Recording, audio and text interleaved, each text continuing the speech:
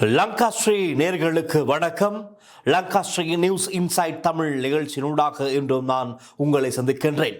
நேற்றைய நிகழ்ச்சியின்படி நாங்கள் பார்த்தோம், சுரேஷ் சலே கைது சம்பந்தமாக நிறைய விஷயங்கள் நாங்கள் உங்களோடு பகிர்ந்து கொண்டிருந்தோம். ஆனால் அதைவிட அதிகமான முக்கிய பல தகவல்கள் இன்று கிடைத்திருக்கின்றது. அது மாத்திரமல்ல, நேற்று இந்த சுரேஷ் சலேவின் கைதை அடுத்து பாம்புக்கு மண்ணெண்ணெய் தெளித்தால் எப்படி துடிக்குமோ அதே மாதிரி இன்று அரசியல்வாதிகள் பலர் துடிக்க தொடங்கி இருக்கின்றார்கள். அவர்கள் எல்லாம் யார் என்று பார்த்தால் பல விஷயங்களை வெளிப்படையாக சொல்லலாம். ஆனால் பார்ப்போம், நாங்கள் இடையில் தொடர்ந்து பேசலாம். அதே போல இந்த காணொலியின் கடைசியில் பாராளுமன்ற உறுப்பினர் ஒருவரோடு இந்த கைது சம்பந்தமாக ஒரு சில விஷயங்கள் பேசியிருக்கின்றோம். பாராளுமன்ற உறுப்பினர் நிசாம் காரியப்பர் ஒரு சில முக்கிய தகவல்களை நமக்கு கூறியிருக்கின்றார். அது இந்த நிகழ்ச்சியின் இறுதி பகுதியில் நீங்கள் பார்க்கலாம். வாய்ஸ் ஆடியோவாக நீங்கள் கேட்கக்கூடியதாக இருக்கும். ஆனால் பார்ப்போம். ரைட், நேற்று சுரேஷ் சலேயின் கைதை தொடர்ந்து பல அரசியல்வாதிகள், முன்னாள் அரசியல்வாதிகள், இன்று எதிர்த்தரப்பில் இருக்கின்ற பலர், முக்கியமாக SLPP ராஜபக்ச தரப்பினர் எப்படியுமே இதற்கு இந்த பாம்புக்கு மண்ணெண்ணெய் தெளித்ததை போல துடிக்கத்தான் செய்வார்கள். அவர்கள் எப்படி துடிக்கத்தானே வேண்டும். அதே போல இந்த ரணில் விக்ரமசிங்கனுடைய தரப்பினர், SJPயில் இருக்கின்ற சிலர் இப்பொழுது, ஆனால் SJP கொஞ்சம் குறைவாகத்தான் இருக்கின்றது. ஐக்கிய மக்கள் சக்தியின் பக்கமிருந்து இந்த கைதுக்கு எதிர்ப்பு சற்று குறைவாக இருந்தாலும் ஒரு சிலர் இருக்கிறார்கள். முஜிபுர் ரஹ்மான் கூட சொல்லியிருந்தார் நன்கு தான். ஆனால் பாராளுமன்றத்திலே பாதுகாப்பு அமைச்சரவையில் இருக்கிற பிரதி அமைச்சர் அவர் கூட இதற்கு பதில் சொல்ல வேண்டும் என்ற ஒரு கருத்தினை முன்வைத்திருந்தார். ஆகவே அவரை பதவி விலக்காமல் இவரை கைது செய்து விசாரிப்பது அது திருப்திகரமாக இல்லை என்ற வகையிலான பல கருத்துக்களை கூறியிருந்தார். அதே போல இன்னும் பலர் இந்த கைது ஏற்றுக்கொள்ள முடியாது, இது ஒரு நாடகம், இதற்கு எதிர்ப்பு தெரிவித்து வருகின்றார்கள். இதற்கெல்லாம் என்ன காரணம் என்று நாங்கள் தொடர்ந்தும் பேசலாம். ஆனால் நேற்றைய சுரேஷ் சலேவின் கைதை அடுத்து நான் ரொம்பவே எதிர்பார்த்த ஒரு விஷயம், கொழும்பு உயர்மறை மாவட்ட பேரவை, கத்தோலிக்க பேரவை என்ன சொல்ல போகின்றது, கத்தோலிக்க திருச்சபை பேரவை என்ன சொல்ல போகின்றது இந்த கைது சம்பந்தமாக என்று எதிர்பார்த்து காத்திருந்தேன். அதே போல இன்றைய தினம் அவர்கள் ஒரு விசேட ஊடக சந்திப்பினை நடத்தியிருந்தார்கள். அந்த ஊடக சந்திப்பின் படி அருட்தந்தை சிரில் காமினி அவர்கள், இவர்தான் ஆரம்பத்திலிருந்தே, அதாவது கர்தினால் மேல்கம் ரஞ்சித் ஆண்டகை, சிரில் காமினி, ஜூட் கிருஷாந்த் இவர்கள்தான் மூலமாக இது சம்பந்தமாக ஊடகங்களுக்கு பல விடயங்களை வெளியிட்டு வருவார்கள். அந்த அடிப்படையில் இன்றைய தினம் சிரில் காமினி ஃபாதர் அவருடைய தலைமையிலே ஊடக சந்திப்பு இடம்பெற்றது. அவர் கூறிய விடயங்களைத்தான், கோட்டாபே ராஜபக்ச மற்றும் ரணில் விக்ரமசிங்கோடைய காலப்பகுதியில் CIDயினர் இந்த பாஸ்கோ அதாவது ஈஸ்டர் அட்டாக், தாக்குதல் சம்பந்தமாக சரியான விசாரணைகளை எதுவுமே சரியாக செய்யவில்லை, விசாரணைகள் நடக்கவே இல்லை, CIDயினர் விசாரிக்கவே இல்லை சரியாக என்ற மாதிரியான ஒரு விடயத்தை தெரிவித்திருந்தார். ஆனால் தற்போதைய இந்த அரசாங்கம் ஆட்சிக்கு வந்ததுமே அவர்களுடைய வாக்குறுதி பிரதானமாக இருந்தது, இந்த உயிர்ஞாறு தாக்குதல் சம்பந்தமாக நாங்கள் ஆட்சிக்கு வந்தவுடன் இது சம்பந்தமான விசாரணைகளை துரிதப்படுத்துவோம், ஆழமாக விசாரிப்போம். அதற்கமைய தற்பொழுது தனி நீதிமன்றம், அதுவும் சிறப்பு நீதிமன்றங்கள் அமைத்து முன்னாள் அமைச்சர்கள் வாழ்ந்த சொகுசு பங்களாக்கள் எல்லாம் தற்பொழுது நீதிமன்றங்களாக மாற்றப்பட்டு ஒவ்வொரு நாளும் விசாரிக்கப்பட்டு வருகின்றது, வழக்கு விசாரணைக்கு எடுத்துக்கொள்ளப்படுகின்றது. இது சம்பந்தமாக ஏற்கனவே பாராளுமன்றத்தில் முஜிபுர் ரஹ்மான் கூட சட்டத்தரணிகளுக்கு எந்த நாளும் வர முடியாது, அவர்கள் இந்த கேஸுகளிலிருந்து, இந்த விசாரணைகளிலிருந்து விலகுகிறார்கள், அப்படி ஒரு நிலை உருவாகி இருக்கின்றது. எந்த நாளும் விசாரிப்பது சரியாகாத போல பல கருத்துக்களை பார்லிமெண்டத்திலே முன்வைத்திருந்தார். இது எப்படி இருப்பினும் அரசாங்கத்தின் நிலைப்பாடு என்னவென்றால், ஒவ்வொரு நாளும் நாங்கள் இந்த வழக்கை விசாரிப்போம், அதற்கான ஏற்பாடுகளை நாங்கள் செய்து கொண்டிருக்கின்றோம், நீதிமன்றம் சுயாதீனமாக அதன் கடமையை செய்து கொண்டிருக்கின்றது, இதன் முடிவுகளை தான் நாங்கள் பார்க்க அவலாக இருக்கின்றோம் என்ற மாதிரியாக குறிப்பிட்டிருந்தது. அதே போல அவர்கள் சொன்னதை போல இப்பொழுது ஒவ்வொரு நாளும் விசாரணைகள் இடம்பெற்று வருகின்ற நிலையில் சுரேஷ் சலே நேற்றைய தினம் கைது செய்யப்பட்டார். உண்மையாகவே சுரேஷ் சலே, நாங்கள் நேற்று சொல்லியிருந்தோம், யாரும் நினைத்தும் பார்க்காத, யாரும் கை வைக்காத ஒரு நபர் சுரேஷ் சலே. முன்னாள் மேஜர் ஜெனரல், ஓய்வு பெற்ற மேஜர் ஜெனரல், அதே போல பல வருட காலமாக இராணுவத்தில் இருந்திருக்கின்றார். விடுதலை புலிகளுக்கு எதிராக பல வேலைகள், அதாவது இராணுவ சார்பிலே பல வேலைகள் செய்திருக்கின்ற ஒருவர் என்றெல்லாம் சொல்லப்படுகின்றது. ஆனால் உண்மை நிலவரம் என்ன என்பது ஒரு அறிக்கை எனக்கு கிடைத்தது. அந்த அறிக்கையும் என்னுடைய கையில் இருக்கின்றது. ஒரு இராணுவ போர்க்கால அனுபவம் உள்ள ஒரு பத்திரிகையாளர் இந்த விஷயத்தை எல்லாம் குறிப்பிட்டிருக்கிறார். போர்க்காலத்தில் ஒரு ரிப்போர்ட்டராக செயற்பட்டவர் தான் இந்த அறிக்கையை வெளியிட்டிருக்கிறார். அந்த அறிக்கையின்படி சுரேஷ் சலே எங்கு வேலை செய்திருக்கிறார் என்றால் ராஜபக்ஷக்களுக்கு வேலைக்காரராக இருந்திருக்கத்தான் அந்த அறிக்கையின்படி சொல்லக்கூடியதாக இருக்கிறது. அவருடைய பெயர் குறிப்பிட முடியாது. ஆனால் அவர் இராணுவத்திற்கு சேவையாற்றிருக்கின்றார். இராணுவத்தை பார்க்க ராஜபக்ஷக்களுக்கு தான் நெருக்கமாக சேவையாற்றிருக்கிறார். அதுவும் கோட்டாபய ராஜபக்ஷவுடைய நண்பர் என்றும் சொல்லப்படுகின்றது. நேற்று இந்த கைதை அடுத்து அரசியல்வாதிகள் பலர் ஒரே வாய்ஸ் கட்டாகத்தான் இருக்கின்றது, ஃபேஸ்புக் பதிவாக இருக்கின்றது, எக்ஸ் தளத்திலே பல பதிவுகள் கண்டனம் வெளியிடுகின்றார்கள். இவருடைய கைது ஏற்க முடியாது. இவர்கள் சொல்கின்ற காரணங்கள் எல்லாம் பாருங்கள். டயஸ்போராக்களின் தேவைக்காக சுரேஷ் சலே கைது செய்யப்பட்டார். எல்டிடியின் தேவைக்காக சுரேஷ் சலே கைது செய்யப்பட்டிருக்கிறார். நிலக்கரி மோசடியை மறைக்க சுரேஷ் சலே கைது செய்யப்பட்டிருக்கிறார். புலிகளை சந்தோஷப்படுத்த சுரேஷ் சலே கைது செய்யப்பட்டிருக்கிறார். இராணுவத்தினரை இந்த அரசாங்கம் வேட்டையாடுகிறது, அதற்காகத்தான் சுரேஷ் சலே கைது செய்யப்பட்டிருக்கிறார். ஜேவிபி என்பிபியின் அரசியல் பழிவாங்கல் இது, ஆகவே தான் சுரேஷ் சலே கைது செய்யப்பட்டிருக்கிறார். கண்டெய்னர் விஷயங்களை மறைப்பதற்கு சுரேஷ் சலே கைது செய்யப்பட்டிருக்கிறார். துப்பாக்கி சூட்டு சம்பவங்களை மறைப்பதற்கு சுரேஷ் சலே கைது செய்யப்பட்டிருக்கிறார். இப்படி ஏகப்பட்ட காரணங்களை எதிர்த்தரப்பினர் முன்வைக்கிறார்கள். குறிப்பாக எதிர்த்தரப்பினர் என்று கூறுவதை விட ராஜபக்ச தரப்பினர் இன்று கூட சரத் வீரசேகர முன்னாள் பொதுமக்கள் பாதுகாப்பு அமைச்சர் சரத் வீரசேகர் ஒரு ஊடக சந்திப்பை வைத்து அதில் தான் அவர் சுரேஷ் சலே மிகவும் நம்பிக்கையானவர், விடுதலை புலிகளுக்கு எதிராக போரில் முன்னின்று செயற்பட்டவர், எல்டிடியினுடைய புலனாய்வு கட்டமைப்பை தகர்ப்பதற்கு சுரேஷ் சலே முன்னின்று பாடுபட்டவர், உழைத்தவர், கஷ்டப்பட்டவர், அயராது உழைத்தவர் என்று போற்றப்பட்டு வருகின்றார். இத்தனை நாட்களாக 2019 ஏப்ரல் 21 மிலைச்சத்தனமாக நடத்தப்பட்ட இந்த தாக்குதலில் 250க்கும் மேற்பட்டோர் பலியான அந்த சம்பவம், 500க்கும் மேற்பட்ட காயமடைந்தவர்கள் அந்த சம்பவம் நடந்து யாருமே இதன் பிரதான சூத்திரதாரி யார், இது எதற்காக செய்யப்பட்டது என்று யாருமே சரியாக விசாரிக்கவில்லை. அனைவருமே இதை முழு பூசணிக்காயும் சோற்றில் மறைக்க பார்த்தார்கள் தவிர இது உண்மைத்தன்மை என்ன என்பதை பரிசோதித்து கண்டறிந்து விசாரணைகளை ஆழப்படுத்தி துரிதப்படுத்தி உண்மையை வெளியிடுவதற்கு யாரும் முயற்சிக்கவில்லை. அதைத்தான் இன்று ஸ்ரீல்காமினி ஃபாதரும் ஊடக சந்திப்பில் தெரிவித்தார். ஆனால் இன்று சம்பந்தப்பட்ட அதுவும் சாட்சியங்களோடு பலருடைய வாக்குமூலங்களோடு ஒருவர் கைது செய்யப்பட்டதும் இவர்கள் சொல்வது என்ன? அவர் அநியாயமாக கைது செய்யப்பட்டார், பழிவாங்கப்பட்டார், ஒரு அரசியலாக்கி இருக்கின்றார்கள். அதுதான் தெளிவாக இருக்கின்றது. ஆகவே அது நடக்கூடாது. சட்டம் அனைவருக்கும் சமம் என்பதை அனைவரும் ஏற்றுக்கொள்ளத்தான் வேண்டும். சட்டம் அனைவருக்கும் சமம் என்பது எனக்கும் பொருந்தும், பார்க்கும் உங்களுக்கும் பொருந்தும், ஜனாதிபதிக்கும் பொருந்தும், எல்லாருக்குமே பொருந்தும். இந்த நாட்டில் குடிமகனாக இருக்கின்ற அனைவருக்கும் இந்த நாட்டின் சட்டம் அனைவருக்கும் சமம். அதை யாராக இருந்தாலும் ஏற்றுக்கொள்ளத்தான் வேண்டும். இராணுவத்தில் அவர் எவ்வளவு பெரிய சேவை ஆற்றி இருந்தாலும், எவ்வளவு பெரிய சாதனைகளை செய்திருந்தாலும், அவர் ஒரு குற்றவாளியாக அல்லது ஒரு குற்றச்செயலுடன் தொடர்பட்டவராக இருந்திருந்தால் அவரை அந்த சேவை செய்த காலத்தை வைத்து ஒப்பிட்டு இவரை சரி பண்ண முடியாது, இவரை சுத்தம் பண்ண முடியாது. அது இருக்கின்ற நியதி, அதுதான் விதிமுறை. அப்படி இருக்கிற நிலையில் தற்பொழுது ஒரு பலருடைய வாக்கு மூலங்களின் அடிப்படையில் பல சாட்சியங்கள் எல்லாம் சேகரித்து ஆதாரங்களோடு இவர் கைது செய்யப்பட்டதும் இவரை இப்பொழுது பூசி முழுகுகிறார்கள். நல்லவர், வல்லவர், நாளும் தெரிஞ்சவர் என்று இப்பொழுது செய்து கொண்டிருக்கிறார்கள். அதில் முக்கியமாக அலி சப்ரி, முன்னாள் நீதி அமைச்சர் அலி சப்ரி தான் இது சம்பந்தமாக நேற்றைய தினம் முதலாவது ஃபேஸ்புக் பதிவினை பதிவிட்டார். ஆனால் இப்போது அந்த ஃபேஸ்புக் பதிவில் அவருடைய ஃபேஸ்புக் பக்கத்திலே இல்லை. சற்று நீங்கள் போயிட்டு செக் பண்ணி பாருங்கள், அந்த பதிவும் இல்லை. ரைட், அதற்கு காரணம் சரத் பொன்சேகா தரப்பிலிருந்து ஒரு கமெண்ட் அந்த பதிவுக்கு விழுந்தது. அதுவாகவும் இருக்கலாம் அல்லது இருக்குமா என்ற கேள்விகள் இருக்கின்றது. எதேப்படியோ நேற்று அலி சப்ரி சொன்ன விஷயம் நாங்கள் அதை சற்று விவரமாக பார்க்கலாம். இலங்கை இராணுவம் மற்றும் புலனாய்வு பிரிவினருக்கு இன்று கவலைக்குரிய நாள்.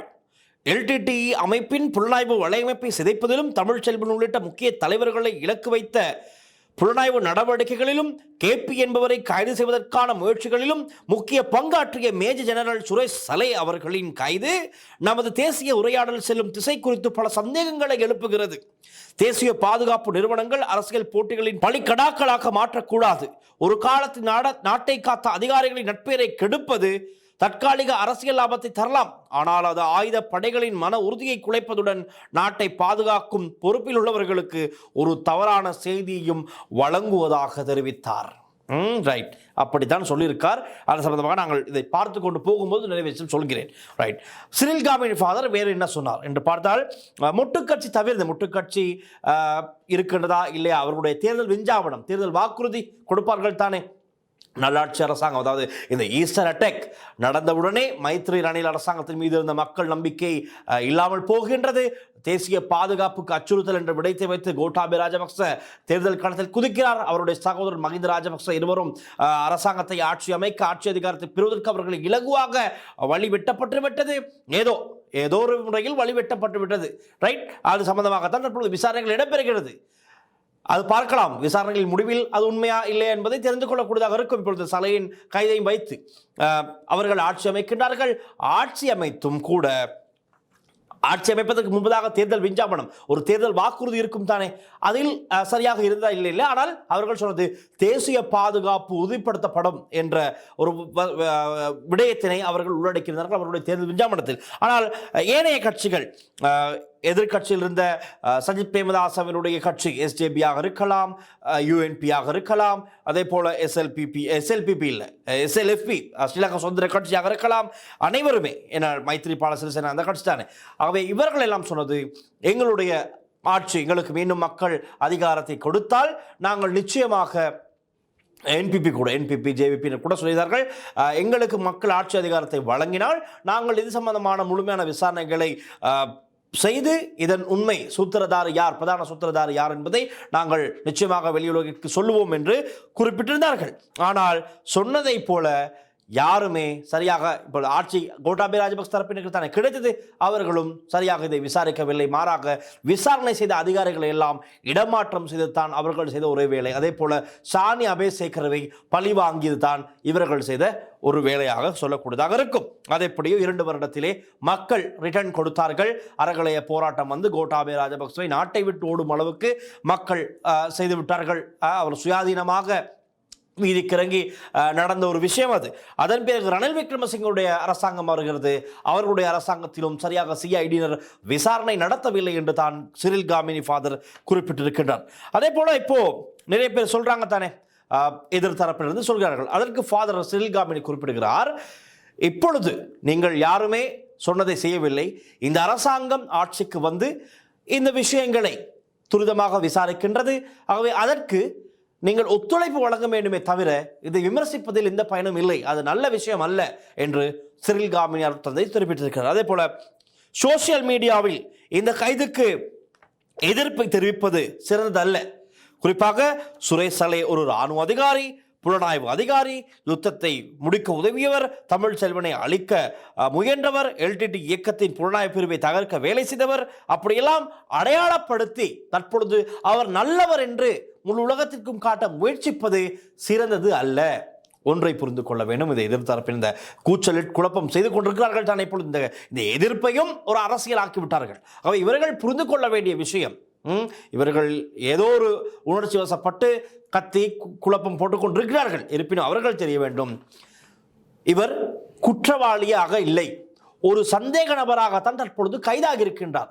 ஆகவே நீங்கள் அவசரப்பட்டு உங்களுடைய இந்த ஸ்டேட்மெண்ட்கள், வாய்ஸ் கட்டுகளால் உண்மையான குற்றவாளி இவர்தான் என்று சொல்லாமல் சொல்லிக் கொண்டிருப்பதாகத்தான் பலரும் சொல்கிறார்கள். ரைட், நீங்கள் இவர் குற்றவாளி இல்லை என்று சொல்ல முயற்சிக்கின்றீர்கள். ஆனால் உங்களுடைய நடவடிக்கை எல்லாம் வைத்து பார்க்கும் போது சுரேசலையும் ஒரு குற்றவாளி என்று தான் ஏற்றுக்கொள்ள பலருக்கு மனம் துடிக்கின்றது.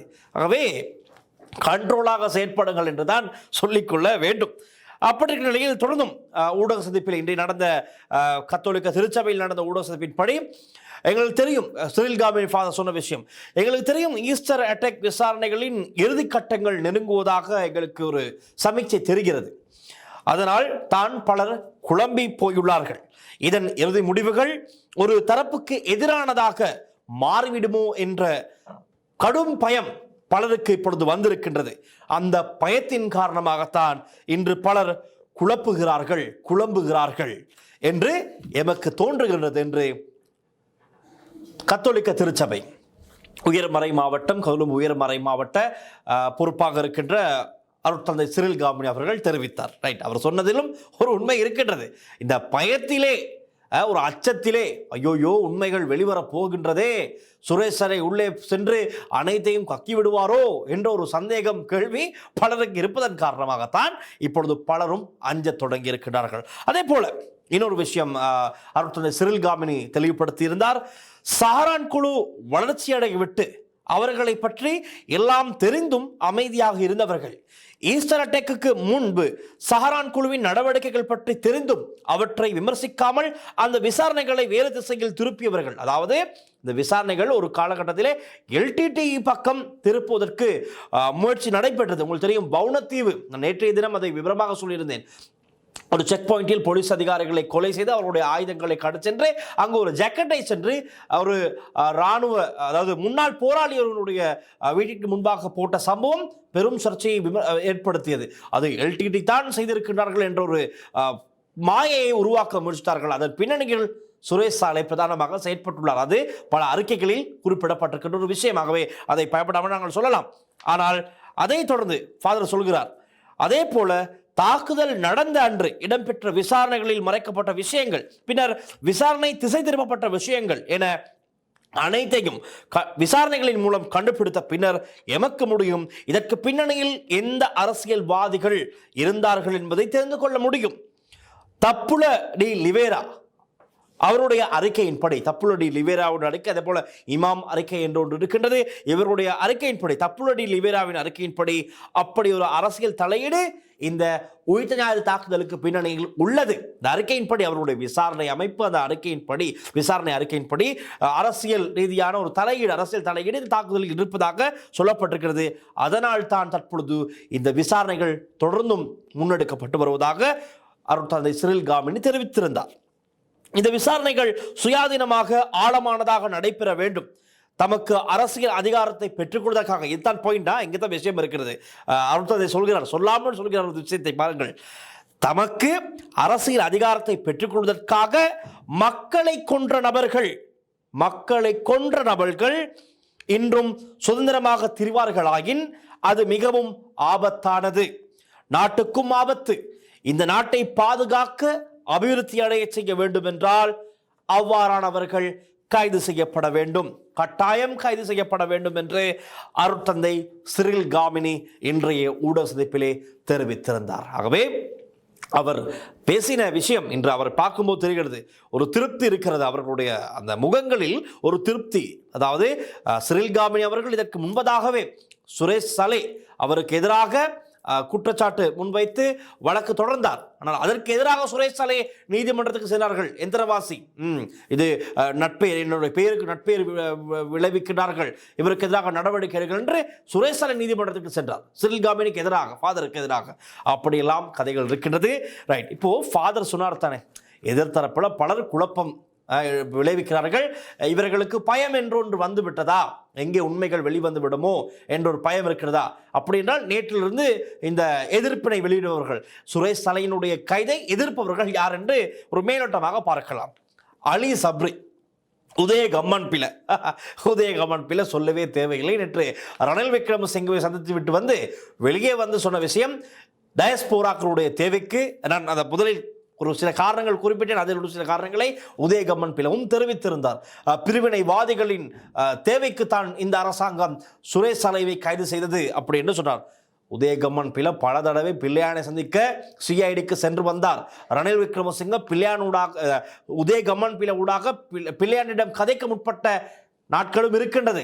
ரைட், பல ரெக்கார்ட்ஸ், அதெல்லாம் ரொம்ப பழசல்ல, இந்த அரசாங்கம் வந்தவுடன் தான்.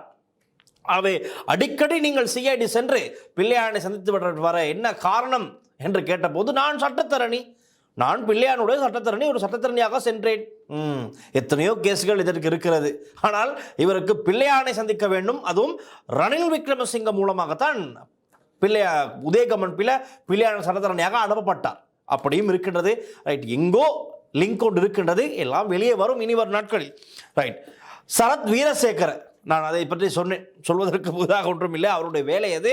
அவர் சொல்லுகிறார், சஞ்சீவ் எதிரிமான் SLPPயில், திலீப் ஜெயவீர, அதே போல பேராசிரியர் ரோஹன் குணரத்ன, GL பீரிஸ், ராஜித சேனரத்ன, இன்னும் பலர் இருக்கின்றார்கள்.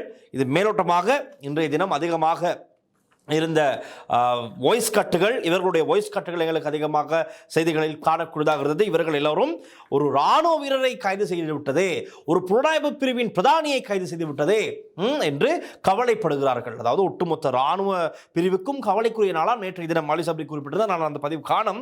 இன்று அதை என்ன நடந்தது என்று நாங்கள் தேடி பார்ப்போம்.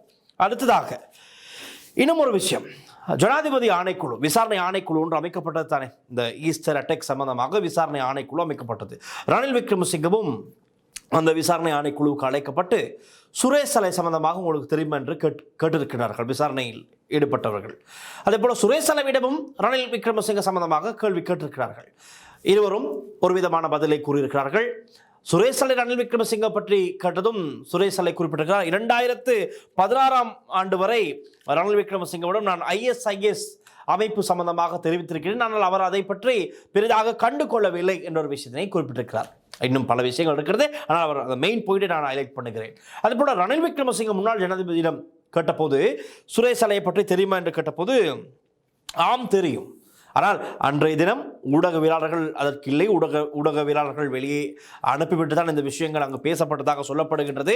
இது ஊடகவியலாளர் தரிந்து ஜெயவர்தன அவருடைய உரையாடலில் தான் எனக்கும் கிடைத்தது. அவரோடு பேசும்போது தான் இந்த விஷயங்களும் பகிர்ந்து கொண்டார். அவர் சொன்னதற்கு அமைய ஜனாதிபதி ஆணைக்குழுவில் சொன்ன விஷயம், ரணில் சொன்ன விஷயம் இப்படித்தான், 1984 யுத்த காலத்தில், அதாவது 1984 LTTக்கு எதிராக கிழக்கில் சில ஆயுத குழுக்களை உருவாக்க சுரேஷ் சலையும் பிரதானமாக செயற்பட்டார். கிழக்கில் ஒரு சில ஆயுத குழுக்களை உருவாக்க சுரேஷ் சலைவும் பிரதானமாக செயற்பட்டார். இராணுவத்தால் அந்த குழுக்களுக்கு ஆயுதங்களும் வழங்கப்பட்டது. அவற்றில் நிறைய ஆயுதங்கள் இன்னும் மீளப்பெறப்படவில்லை. அதான் உண்மை. இன்னமும் ஆயுதங்கள் பல மீளப்படாமல் இருக்கிறது. அவர்கள் திரும்ப வாங்காமல் இருக்கிறார்கள். இந்த அரசாங்கம், NPP அரசாங்கம், அது நிச்சயமாக சற்று தேடி பார்க்க வேண்டும். இந்த அரசாங்கம் தேடி பார்க்க வேண்டும் என அது மிக முக்கியமாக நடக்க வேண்டும். இன்னும் எத்தனை இடங்களில் கிழக்கிலே ஆயுதங்கள் மறைத்து வைக்கப்பட்டிருக்கிறது என்பது சரியாக வெளிவராத ஒரு உண்மையாக இருக்கிறது. ஆகவே அதை சற்று தேடி பார்ப்பது சிறந்தது. இனிவரும் நாட்களில் பாரிய பிரச்சனைகள் வந்து விடாமல் இருக்க வேண்டும். அதற்காகத்தான் அந்த விஷயம். இந்த இராணுவத்தால், அரசாங்கத்தால் அப்போது LTTக்கு எதிராக இந்த ஆயுத குழுக்களையும் மேவி விடுவதற்காக அந்த ஆயுத குழுக்களுக்கும் ஆயுதங்கள் வழங்கப்பட்டிருக்கிறது, இராணுவ பயிற்சி வழங்கப்பட்டிருக்கிறது. இதெல்லாம் சுரேஷ் சலை தான் பிரதானமாக செயற்பட்டிருக்கிறதாக ரணில் விக்ரமசிங்க குறிப்பிட்டிருக்கிறார். அதே போல எங்களுக்கு தெரியும், டாக்டர் தேவானந்தா அவர்களுக்கு, பிள்ளையான் அவர்களுக்கெல்லாம் ஆயுதங்கள் வழங்கப்பட்ட கதைகள் இருக்கின்றதானே. அவர்கள் அந்த ஆயுதங்களை கொண்டு என்னென்ன செய்தார்கள் என்பது வெவ்வேறு விஷயங்கள் இருக்கின்றது. ரைட். அது மாத்திரமல்லாமல் ஆயுத குழுக்கள் சம்பந்தமாக நன்கு அறிந்திருந்த சுரேஷ் சலை யுத்தம் முடிந்ததும், அதாவது 2009 யுத்தம் முடிகிறது, யுத்தம் முடிந்ததுமே ராஜபக்சக்கள் அனைவருமே, ராஜபக்சவினர், ராஜபக்சவுக்கு நம்பிக்கையாக இருந்த இராணுவத்தில் இருந்த அனைவருமே ராஜபக்சர்களுக்கு தான் சேவையாற்றினார்கள், எல்லாம் வேலையை செய்தார்கள். ராஜபக்சர்கள் என்ன செய்தார்கள், யுத்தத்தை விற்று அவருடைய அரசியலை தொடர்ந்து செய்து கொண்டு சென்றார்கள். அபிவிருத்தி பணிகளுக்கும் யுத்தம், நாட்டை மீட்பதிலும் யுத்தம், நாட்டை கட்டியெழுப்புவதிலும் யுத்தம், எல்லாத்துக்கும் யுத்தம் என்று யுத்தத்தை வைத்து அவருடைய அரசியலை செய்து கொண்டு சென்று ஆட்சி அதிகாரத்தை தக்க வைத்துக் கொண்டார்கள். குடும்ப ஆட்சியாக அது அமைந்திருந்தது. அப்படி இருக்கிற நிலையில் 2018க்கு பிறகு, அதாவது 2014 அப்படி ஒரு ஆயுத குழு தான் இப்படி சொல்லப்படுகின்றதுபடி அந்த ஆயுத குழுக்கள் இருக்கின்றன. கிழக்கில் உருவான பல ஆயுத குழுக்களில் ஒன்று தான் சஹரானுடைய குழுவும் என்று ஒரு சில இடங்களில் சொல்லப்படுகின்றது, இல்லாமல் இல்லை. ஆகவே அப்படி ஒரு ஆயுத குழு சம்பந்தமாக 2014 சுரேஷ் சலைவுக்கு இராணுவத்தால், அதாவது இராணுவ புலனாய்வு தகவலின் அடிப்படையில் ஒரு கடிதம் கிடைக்கின்றது. சாரான் என்றவர் சம்பந்தமாக ஒரு கடிதம் கிடைத்திருக்கின்றது. இப்படி சாரான் அசீம் என்ற நபர் செயற்பாடுகளில் ஈடுபட்டிருக்கிறார், அது பற்றி ஒரு தெளிவூட்டல் இவருக்கு வழங்கப்பட்டிருக்கிறது.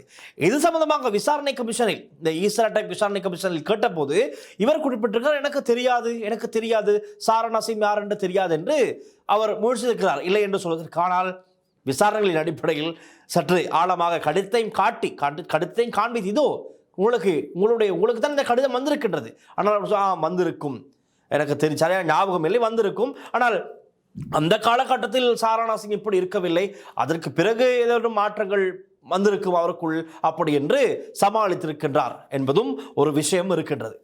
அடுத்ததாக உண்மையாக சொல்ல வேண்டும், 2018க்கு பிறகு சாரான் குழுவை சலே தான் செயற்படுத்தி இருப்பதாக ஒரு சில தகவல்களும் வெளியாகி இருக்கின்றது. அதாவது யுத்த காலகட்டத்தில் எல்டிடிக்கு எதிராக களமிறக்கப்பட்ட ஆயுத குழுக்கள், அந்த ஆயுத குழுக்களில் ஒன்றுதான் சாரானுடைய குழு என்று சொல்லப்படுகின்ற அதே வேளை 2018 யுத்தம் முடிந்ததும் அவர்களுக்கும் வேலை இல்லை, இராணுவத்துக்கும் ஒரு தேவை.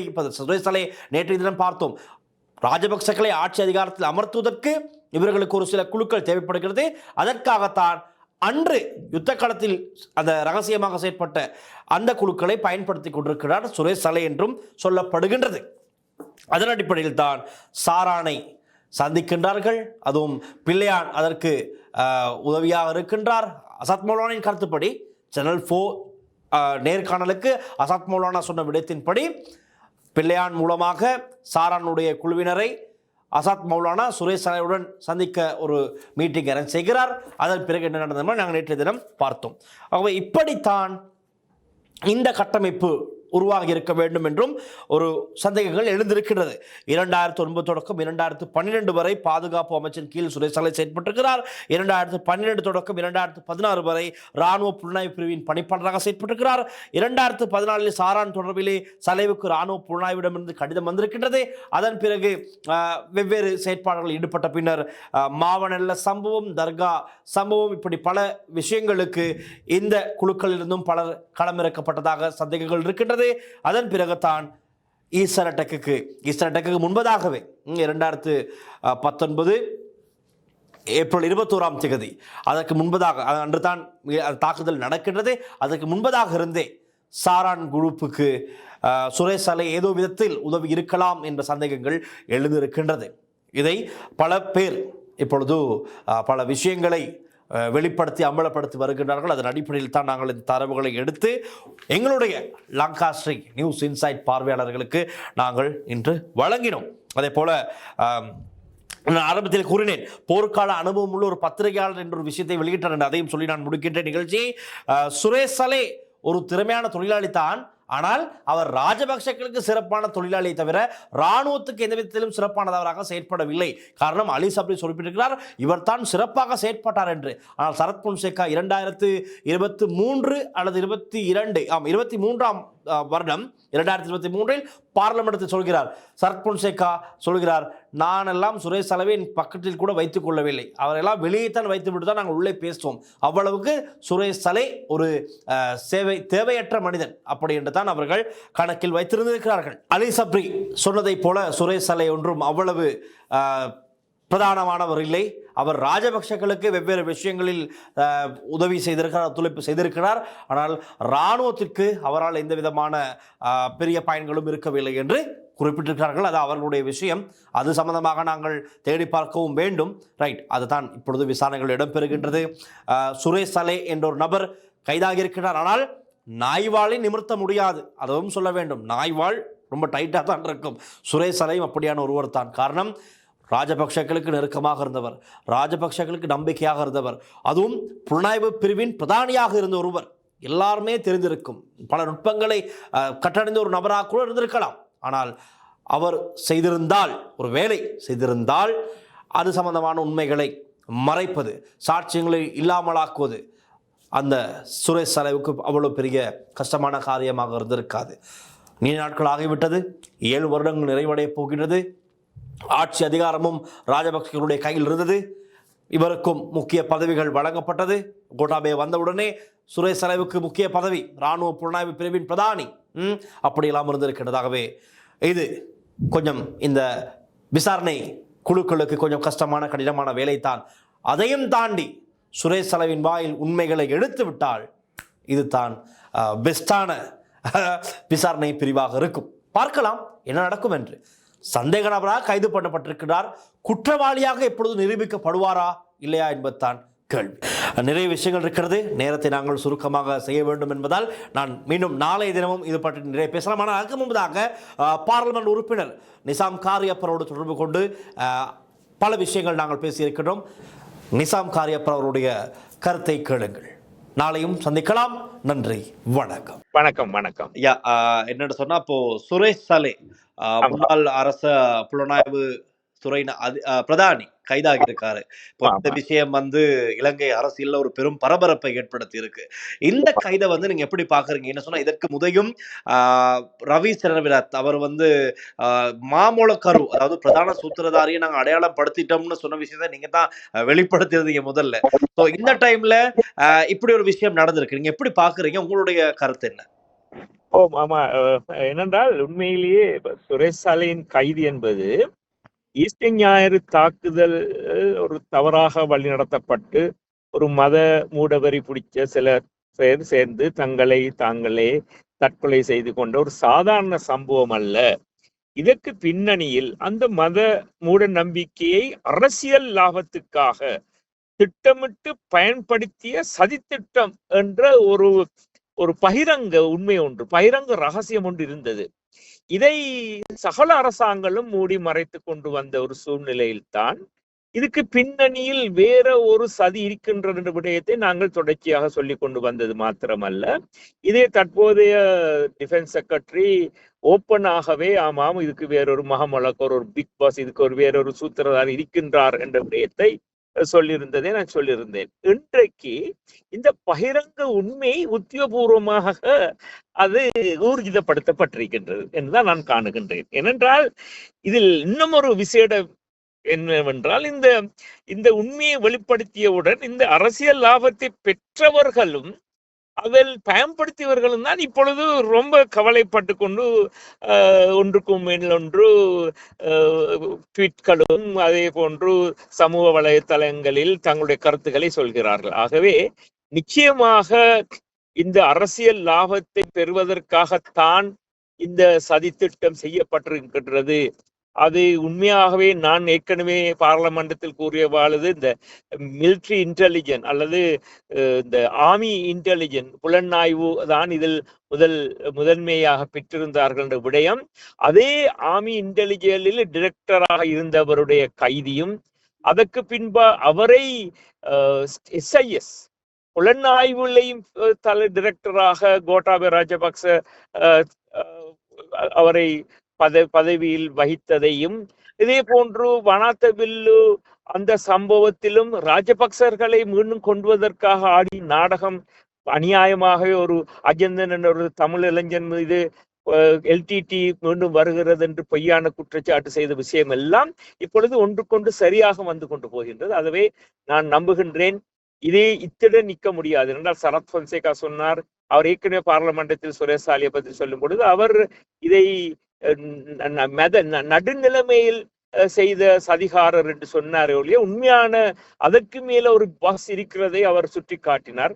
நான் நம்புகின்றேன் இவருடைய கைதியுடன் உண்மையான இதற்கு பின்னணியில் பயன் பெற்ற பிக் பாஸ்களுடைய பேரும் வரும் என்று எதிர்பார்க்கின்றேன். நிச்சயமாக. ஆனால் எம்பி இப்படி ஒரு விஷயமும் இருக்கு. இப்ப நீங்க எதிர்த்தரப்புல இருக்கீங்க. நீங்க எப்படி ஒரு விஷயத்த நமக்கு சொல்றீங்க.